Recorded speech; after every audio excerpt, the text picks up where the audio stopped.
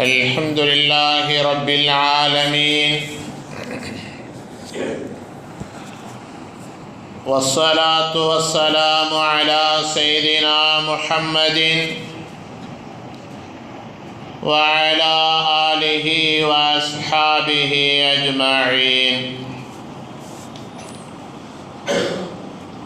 قال الله تبارك وتعالى في القرآن العظيم الفرقان الحميد: أعوذ بالله من الشيطان الرجيم. بسم الله الرحمن الرحيم. وننزل من القرآن ما هو شفاء. صدق الله العلي العظيم. عن البراء بن عازب رضي الله تعالى عنه قال: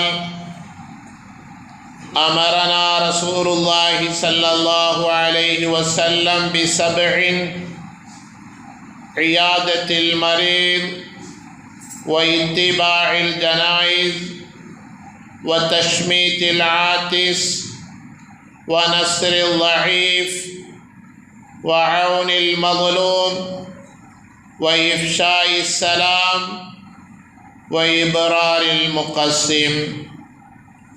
رواه البخاري أو كما قال عليه الصلاة والتسليم.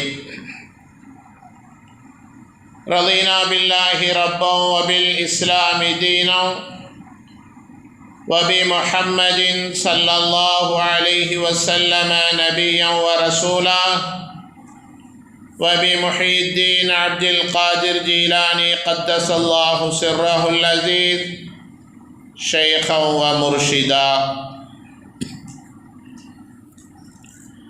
அளவற்ற அருளாளனும் நிகரற்ற அன்புடையவனுமாகிய எல்லாம் வல்ல அல்லாஹுவின் திருப்பெயரால் துவங்குவோமாக. சலாத்தும் சலாமும்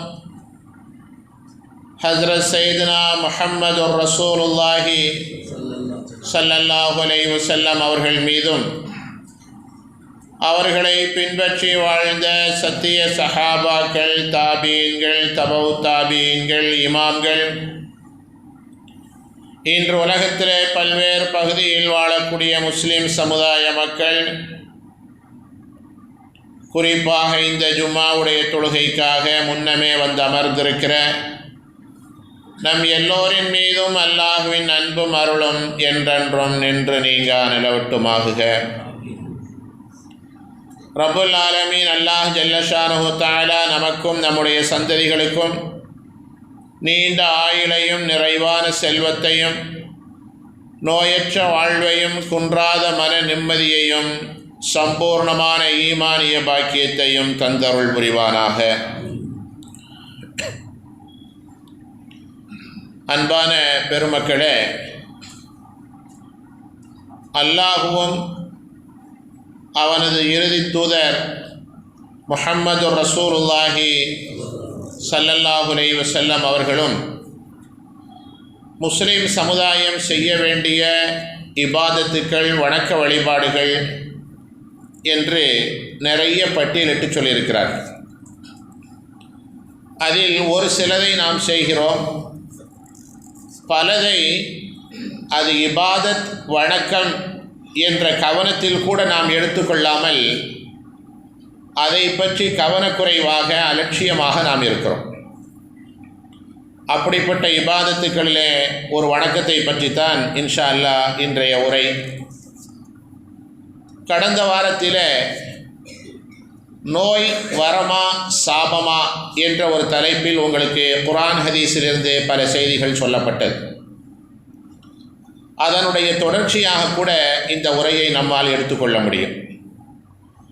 அன்பான பெருமக்களே, முஸ்லிம் சமுதாயம் செய்ய வேண்டிய இபாதத்துக்களிலேயே முக்கியமான ஒரு இபாதத், ஒரு முஸ்லிமான சகோதரன் நோயுற்றிருந்தால், ஆரோக்கியம் குன்றி இருந்தால் அவனை போய் நலம் விசாரித்தல் என்பது முக்கியமான ஒரு இபாதத்தாகும். இன்று சடங்கு என்ற அடிப்படையிலே, சம்பிரதாயம் என்ற அடிப்படையிலே, நமக்கு தேவை என்ற அடிப்படையிலே ஒரு சிலர் நாம் அதை செய்து கொண்டிருக்கிறோம். நம்ம ஏதாவது ஒரு கம்பெனியில் வேலை பார்த்துக்கிட்டு இருப்போம், அல்லது ஏதாவது ஒரு கடையில் பணியில் இருப்போம். நம்முடைய முக்கியமான மேனேஜர், நம்முடைய முதலாளி உடம்பு சரியில்லைன்னா போய் விசாரிப்போம். அது நடைமுறையில் இருக்குது. அல்லது ஒருத்தர்கிட்ட போய் நமக்கு ஏதாவது சில காரியங்கள் ஆகணும், அவர் நமக்கு தேவைப்படுவார், நோயுற்றிருக்கிறாரு, போய் விசாரிக்கிறோம். அது பழக்கத்தில் இருக்குது. நாம் எடுத்துக்கொண்டிருப்பது அந்த பார்வை அல்ல. ஷரியத்துடைய பார்வையில் ஒரு முஸ்லீம் நோயுற்றிருக்கிறான் என்ற செய்தி கேள்விப்பட்டால், நமது மஹல்லாவிலே ஒருவர் உணர்வு குன்றியிருக்கிறார் என்ற செய்தி நமக்கு வந்தால், தொழுகையாளியாக இருந்தாலும் தொழுகையாளியாக இல்லாமல் இருந்தாலும், அறிமுகம் இருந்தாலும் அறிமுகம் இல்லாமல் இருந்தாலும், உறவினராக இருந்தாலும் உறவினராக இல்லாமல் இருந்தாலும், செல்வந்தராக இருந்தாலும் ஏழையாக இருந்தாலும், அவர் மூலமாக நமக்கு ஏதாவது 4 காரியம் ஆகும்னு இருந்தாலும் ஆகாமல் இருந்தாலும், யாராக இருந்தாலும் போய் நோய் விசாரித்தல் என்பது நபிகள் ஸல்லல்லாஹு அலைஹி வஸல்லம் சொல்லி தந்திருக்கிற உயர்தரமான ஒரு சுன்னத்தாகும், ஒரு வணக்கமாகும். இபாதத் என்று ஹதீஸுடைய விரிவுரைகளிலே வருகிறது. ஹஸரத் ரசூலுல்லாஹி ஸல்லல்லாஹு அலைஹி வஸல்லம் சொன்ன செய்தி ஸஹீஹுல் புகாரியிலே பதிவாகி இருக்கிறது. பர்ரா இப்னு ஆஸிப் ரலியல்லாஹு அன்ஹு என்ற நபித்தோழர் அறிவிக்கிறார்கள், ஒரு தடவை நபி ஸல்லல்லாஹு அலைஹி வஸல்லம் ஒரு 7 விஷயங்களை பட்டியலிட்டார்கள். அந்த 7ஐயும் நீங்கள் செய்யுங்கன்னு எங்களுக்கு சொன்னாங்க, கட்டளையாக சொன்னார். 7 விஷயம். முதலாவது, நோயாளியை சென்று நலம் விசாரித்தல். 2வது, நம்ம மஹல்லாவில் யாராவது ஒருத்தர் மௌத்தாயிட்டா அவருடைய ஜனாசாவினுடைய காரியங்களிலே கலந்து கொள்ளுதல். இத்திபாஉல் ஜனாயிஸ், ஜனாசாவை பின்தொடர்ந்து போகிறது. 3வது, ஒரு சகோதர முஸ்லீம் தும்மல் விட்டு அல்ஹம்துலில்லாஹ் என்று சொன்னால் அதற்கு நாம் யர்ஹம்கல்லா என்று பதில் சொல்லுதல். இது 3வது விஷயம். 4வது, நஸ்ரில் லஈஃப், பலகீனமானவருக்கு உதவி செய்தல். 5வது, அவுனில் மதுலூம், அநீதி இழைக்கப்பட்டவனுக்கு உதவி செய்தல். 6வது, இஃப்ஷாஇ சலாம், முஸ்லிம்கள் ஒருவருக்கு ஒருவர் சந்தித்துக் கொள்கிற போது அஸ்ஸலாமு அலைக்கும் என்று சலாம் சொல்லுதல். 7வது, ஒரு மனிதன் ஒரு நல்ல காரியத்தை அல்லாஹ் மீது சத்தியமிட்டு நான் இதை செய்வேன் என்று சொல்லியிருந்தால் அவன் அந்த சத்தியத்தை நிறைவேற்றுவதற்காக நம்மால் முடிந்த உதவியை, ஒத்துழைப்பை தருதல். இந்த 7 விஷயத்தை நபிகள் ஸல்லல்லாஹு அலைஹி வஸல்லம் எங்களுக்கு சொன்னார்கள் என்று பர்ரா இப்னு ஆஸிப் ரலியல்லாஹு அன்ஹு சொல்கிறாங்க. அந்த 7ல் 1 தான் நோயாளியை சென்று நலம் விசாரித்தல் அப்படிங்கிறது.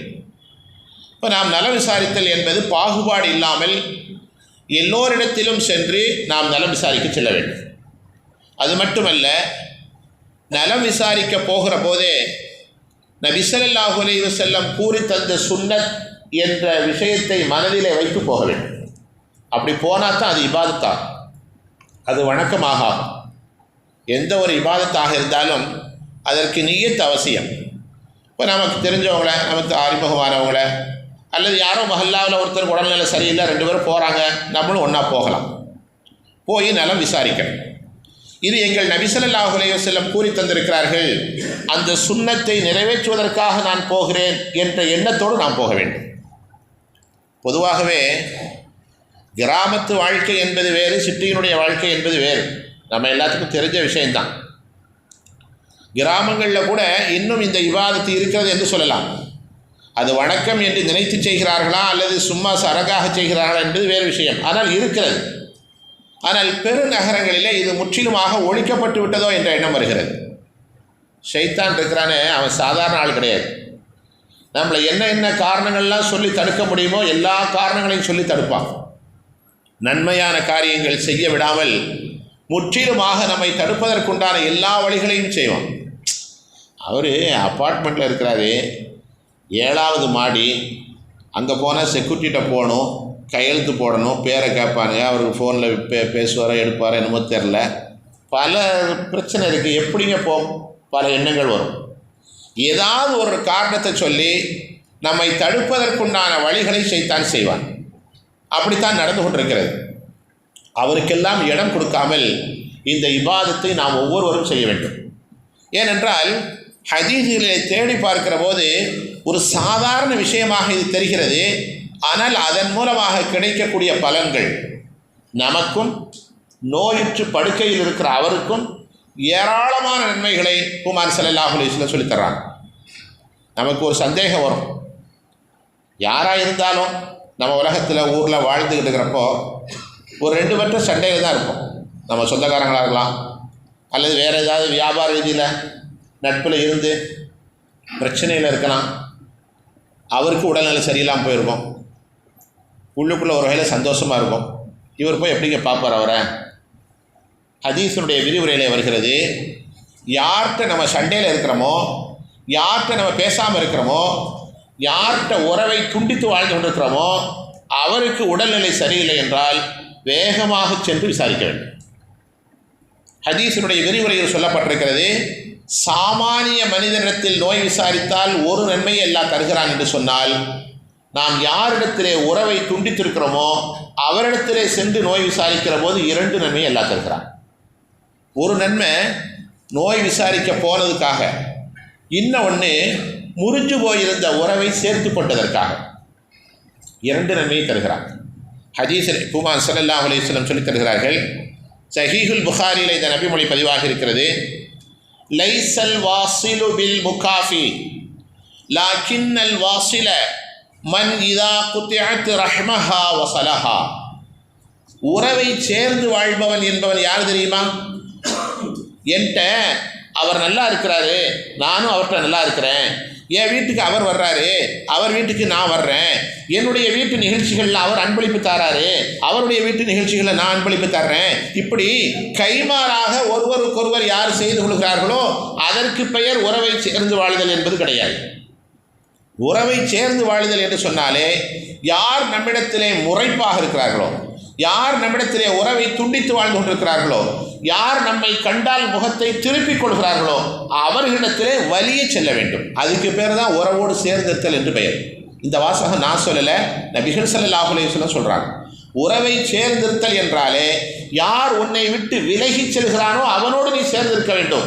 அப்போதான் அதில் பல அவமானங்கள் உனக்கு கிடைக்கும், பல தியாகங்களை நீ சாதிக்க வேண்டியது இருக்கும், பல விஷயங்களை சபுர் தஹம்முல் என்று சொல்வார்கள், பொறுமையோடு நீ மேற்கொள்ள வேண்டிய நிலை வரும். அதையெல்லாம் செய்கிற போது தான் உனக்கு நிறைய நன்மை. அவங்களும் நானும் நட்பாக இருக்கிறோம், அவங்க வர்றாங்க நாங்கள் போகிறோம், இதுக்கு பேர் உறவை சேர்ந்திருத்தல் என்பது கிடையாது. யார் நம்மை விட்டு பிரிந்திருக்கிறார்களோ அவர்களோடு சேர்ந்திருக்க வேண்டும்.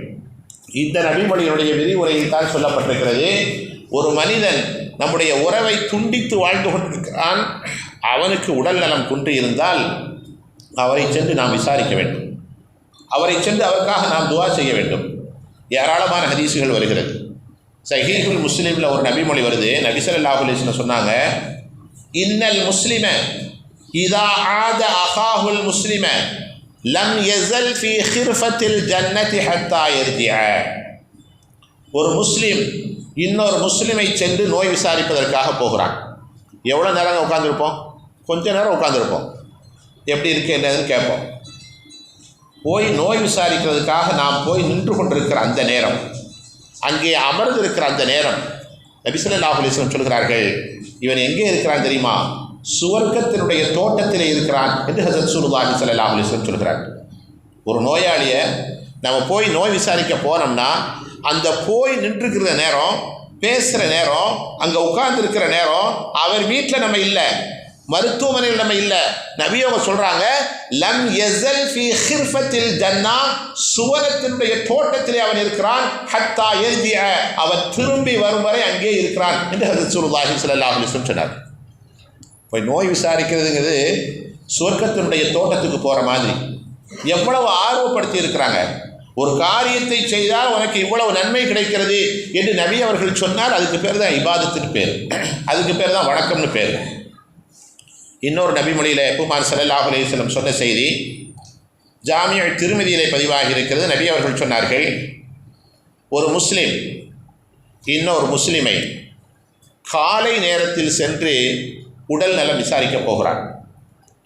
உடல் நலம் குன்றி இருக்குது, ஃபஜ்ர் தொழுகைக்கு வர்றோம், நமக்கு செய்தி கேள்விப்படுறோம் அவர் ரொம்ப உடம்பு சரியில்லாமல் இருக்கிறாரு. காலையில் உடனே ஃபஜ்ர் தொழுத உடனே ஒரு 4-5 பேர் சேர்ந்து நோய் விசாரிக்கிறதுக்காக போகிறோம். நபி அவங்க சொன்னாங்க, 70,000 வானவர்கள் இந்த மனிதனுக்காக துவா செய்து கொண்டே இருக்கிறார்கள். எதுவரை துவா செய்கிறார்கள் என்று சொன்னால் மாலை வரை துவா செய்து கொண்டே இருக்கிறார்கள். ஒரு அரை மணி நேரத்து வேலை.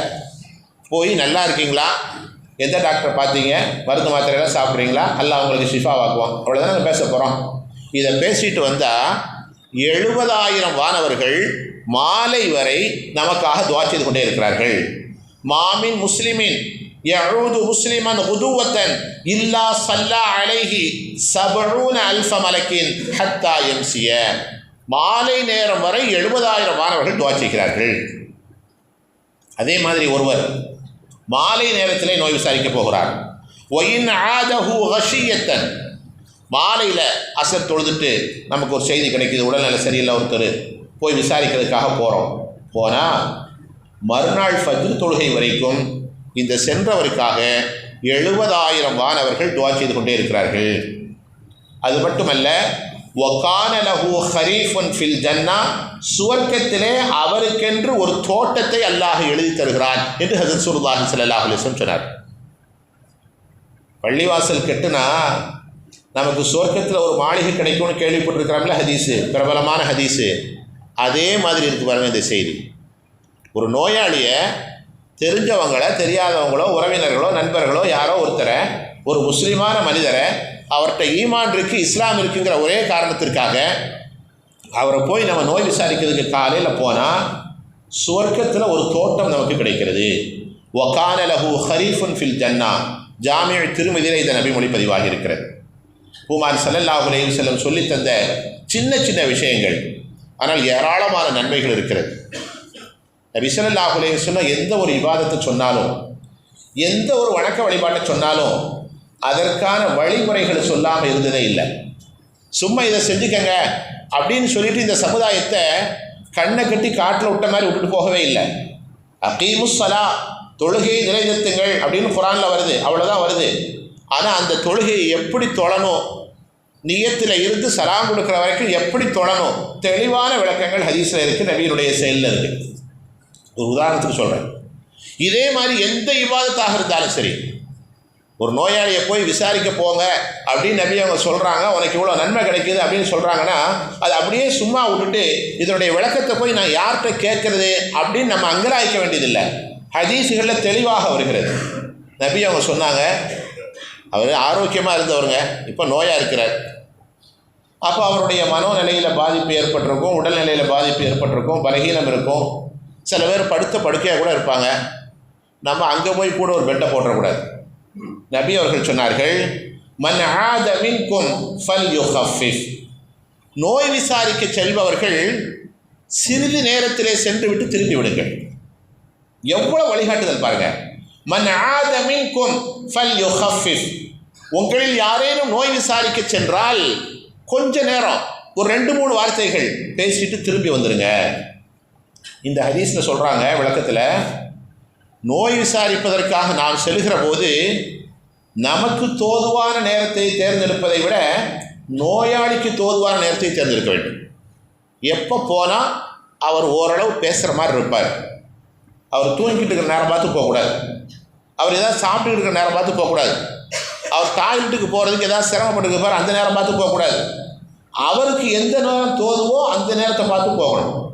போனால் போன வேலையை முடிச்சுட்டு வந்துடணும். அங்கே போய் உட்காந்து வியாபாரத்தை பேசிக்கிட்டு கூடாது, தன்னுடைய சாதனையெல்லாம் அங்கே சொல்லிக்கிட்டு கூடாது. சில பேர் பார்த்துருக்கீங்களா, கேட்குறதுக்கு ஆள் கிடச்சிட்டா, இந்த ஆள் பெட்டில் படுத்துட்டா எந்திரிச்சே போக மாட்டான் அப்படின்னு நினச்சி அவன்கிட்ட எல்லா கதையும் பேசிக்கிட்டு இருப்பாங்க.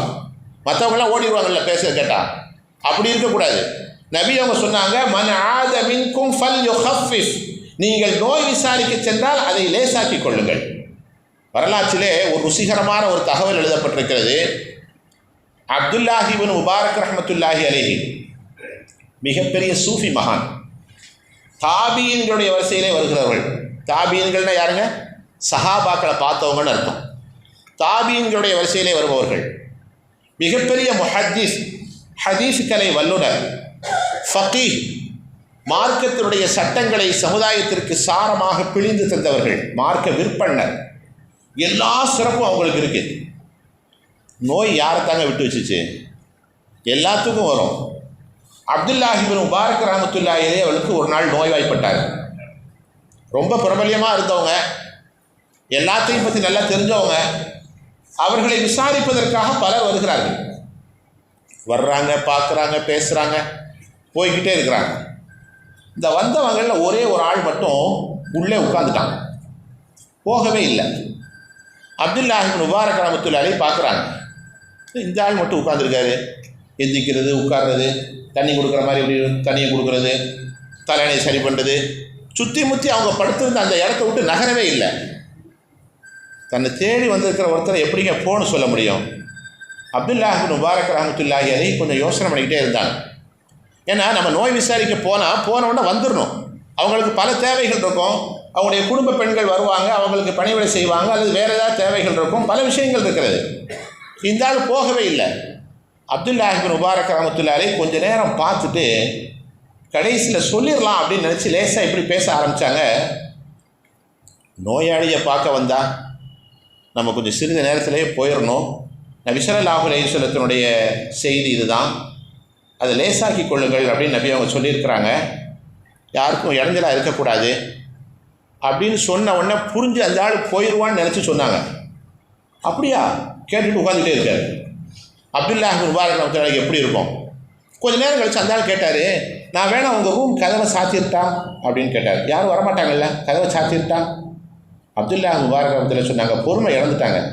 ஆமாம் சாத்திரு, நல்ல விஷயந்தான், ஆனால் கொஞ்சம் நீ வெளியே போயிட்டு சாத்திருன்னாங்க. உள்ளே நின்று சாத்தாத, நீ முதல்ல வெளியே போயிட்டு கதவை சாத்து என்று அப்துல்லாஹ் இப்னு முபாரக் ரஹ்மத்துல்லாஹி அலைஹி சொன்னார். நாம் யோசிக்க கடமைப்பட்டிருக்கிறோம். நோயாளியை சென்று நோய் விசாரிக்கிறோம் என்ற பெயரிலே அவர்களுக்கு நோயை அதிகப்படுத்தி விடக்கூடாது. பூமான் ஸல்லல்லாஹு அலைஹி வஸல்லம் சொன்னார்கள், மன் ஆத மின்கும் ஃபல்யுஹஃபிஃப்.